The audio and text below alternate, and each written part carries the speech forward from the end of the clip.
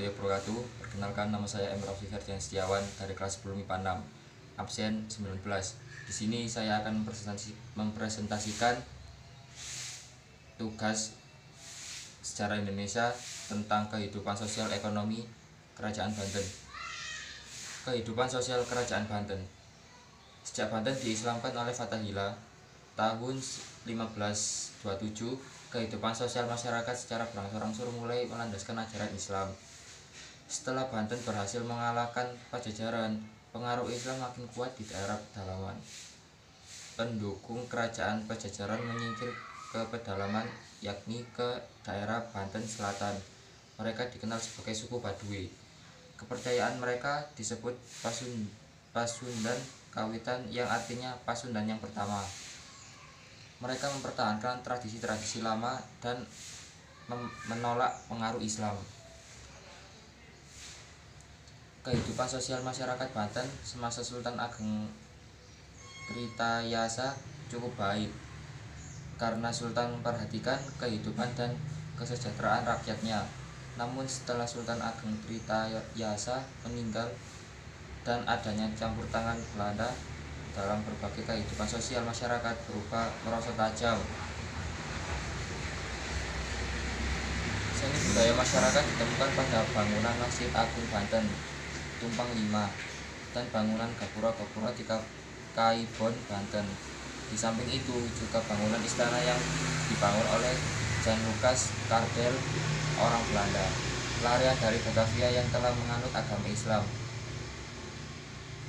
Susunan istananya menyerupai istana raja di Eropa. Selain itu, kehidupan sosial masyarakat Banten berlandaskan ajaran-ajaran yang berlaku dalam agama Islam. Pada masa pemerintahan Sultan Ageng Tritayasa, kehidupan sosial masyarakat Banten semakin meningkat dengan pesat karena Sultan memperhatikan kesejahteraan rakyatnya. Usaha yang ditempuh oleh Sultan Ageng Tritayasa adalah menerapkan sistem perdagangan bebas dan mengusir VOC dari Batavia. Meskipun agama Islam mempengaruhi sebagai besar kehidupan Kesultanan Banten, namun penduduk Banten telah menjalankan praktek toleransi terhadap keberadaan pemeluk agama lain.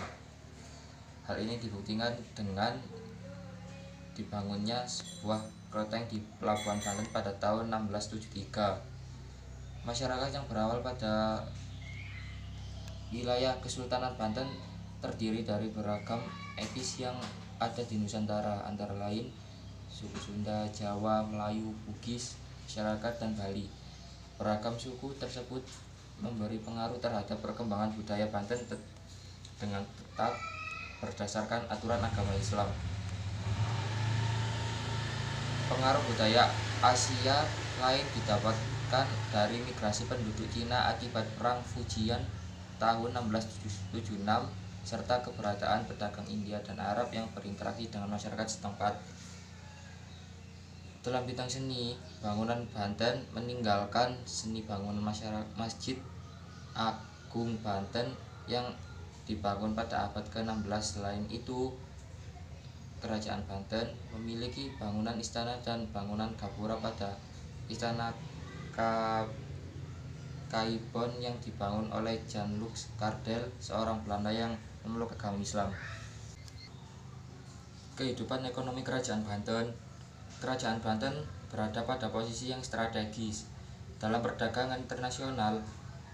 Berkuasanya Portugis di Malaka mendorong Banten untuk membuat pelabuhan di tepi Selat Sunda dan Teluk Banten. Pelabuhan ini dipakai untuk ekspor lada yang akan dikirim ke luar negeri. Untuk menambah ekspor lada, Maulana Yusuf melakukan penaklukan ke Lampung. Dengan ditaklukkannya Lampung sebagai penghasil lada terbesar mampu meningkatkan ekspor ke luar negeri dan meningkatkan perekonomian. Sekian dari presentasi tugas sejarah Indonesia saya akhiri. Assalamualaikum warahmatullahi wabarakatuh.